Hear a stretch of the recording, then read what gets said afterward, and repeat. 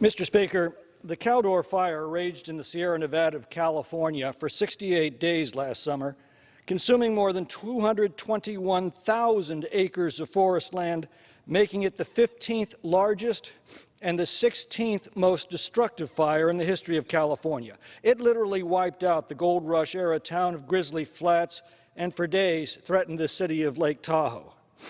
It destroyed nearly 800 homes, leaving hundreds of families homeless and destitute. On September 13th, President Biden visited the scene. On that occasion, officials from El Dorado County and the California Governor's Office of Emergency Services apprised him of the need to assist these displaced families.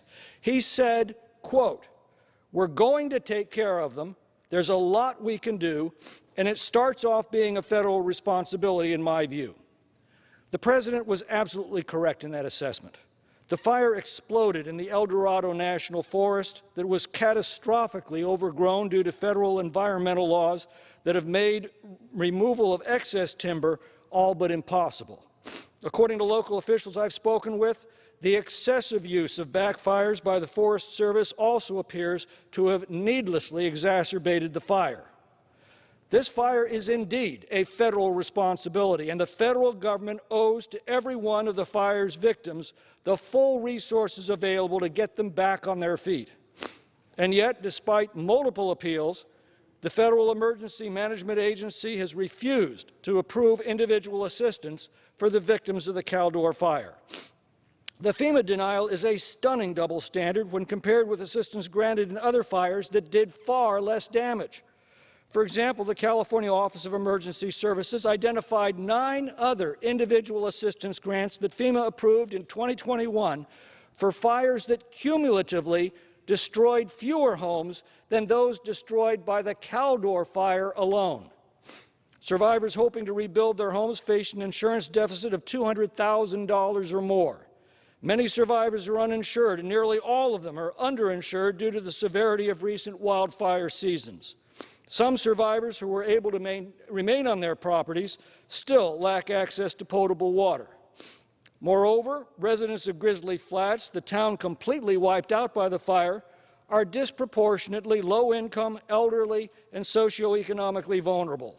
Their homes and their belongings were all they had, and now they have nothing. Even those who did not lose their businesses to the fire lost many months of income as evacuation shut everything down. The regional economy will continue to suffer if survivors are not able to rebuild. Critical infrastructure has either been damaged or completely destroyed, including schools, fire stations, and the Grizzly Flats post office. While local officials, residents, and organizations are doing everything they can to provide support to one another and to rebuild, they will not be able to recover without the federal assistance that they desperately need and deserve. Now, last year, FEMA denied the request for individual assistance for the Creek Fire in Fresno and Madera counties. When I appealed to President Trump to correct this injustice, he immediately reversed FEMA's decision and granted individual assistance to these homeowners. President Biden made a solemn promise to the victims of the Caldor fire to help them rebuild.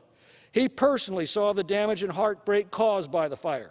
He has the authority to reverse FEMA's denial and fulfill his promise.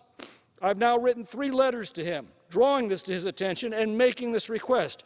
So far, I have not even received the courtesy of a response. We're going to take care of them, and there's a lot we can do. Those were the President's words spoken to these families in September. These families have now passed their first Thanksgiving without their homes, and many without their livelihoods that were taken from them by this federal fire. They are approaching a dismal Christmas, waiting and praying for the President to fulfill his promise. I appeal to the President to use his authority to keep his promise to the victims of the Caldor fire. As President Trump did for the victims of the Creek fire, I call upon him to reverse FEMA's outrageous decision and release the funds these families are depending upon to rebuild their lives and their communities. I yield back.